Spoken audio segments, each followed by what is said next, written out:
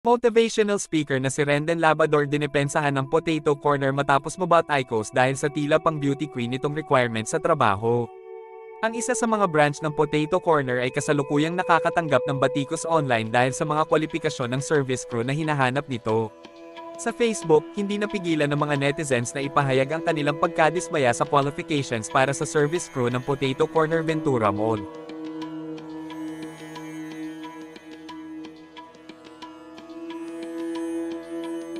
Ang nabanggit na branch ay hiring ng service crew na may mga sumusunod na qualifications. 18, 30 years old, at least high school graduate, knowledgeable to basic mathematical computations, preferably female, have a good visual impact and pleasing personality, weight must be proportionate to height, have clear complexion, eyesight and good set of teeth, know how to communicate in Filipino and English. Can you speak English? Definitely love dealing with all types of people. Gaya ng inaasahan, nagdulot ito ng iba't ibang reaksyon sa mga netizens. Huh? This is not okay. This needs to stop now. This is cancer. This is so much cancer that I can feel the tumors growing on my back. And it's weighing down heavy on me, and it's not okay.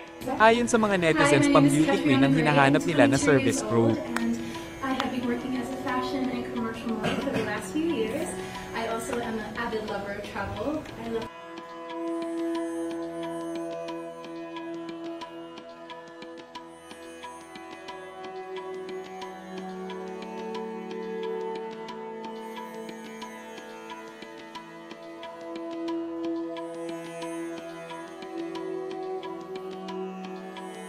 Samantala, kabilang ang motivational speaker na si Rendon Labrador sa mga nag-react sa viral qualifications ng Potato Corner Ventura Mall branch.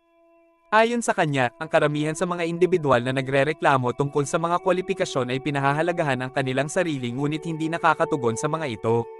Sinabi pa niya na ang mga pamantayan ay tumataas sa kasalukuyan, partikular sa industriya ng pagkain kung saan ang mga kinakailangan ay medyo maislan.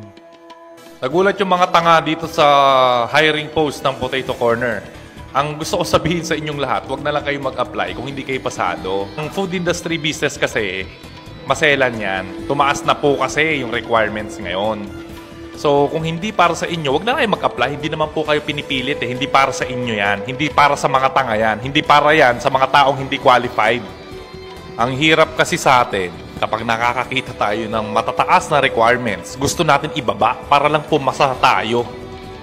Tanga ka pag ganun. Hindi ba kayo masaya na nakakakita kayo ng mga ganyang bagay na tumataas na yung mga standard? Ibig sabihin yan, tumataas na yung standards ng mga Pilipino, tumataas na yung standard ng mga negosyo kasi tumataas din yung requirements ng market. Yung mga customers, yung mga kumakain, yung mga kliyente ng food industry, tumataas na, nagiging maselan na, kaya itinataas din ng mga business owners yung mga kailangan nila. Sign yan na umuunlad ang Pilipinas. Kayo kasi mga tanga kayo, binababaan nyo eh. Gusto nyong ibaba yung standards eh, para lang pumasa kayo eh. Gusto nyo shortcut, gusto nyo madaling trabaho, mataas yung sweldo.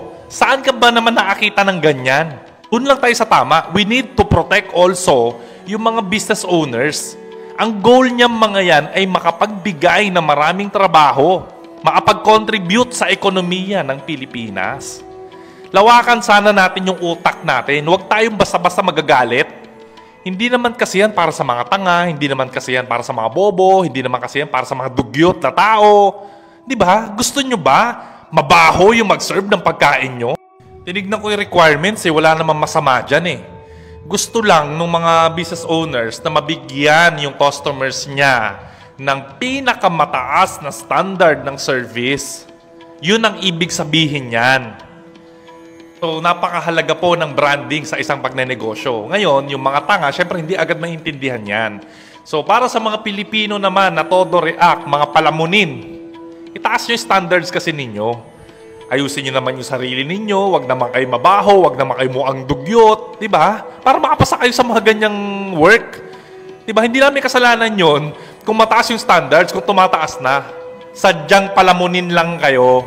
Yun lang yun. Tanggapin nyo yung katotohanan kasi masakit. Okay? Sa mga business owners, okay lang yan. Kakampi nyo ako dyan. Okay? Walang masama dyan.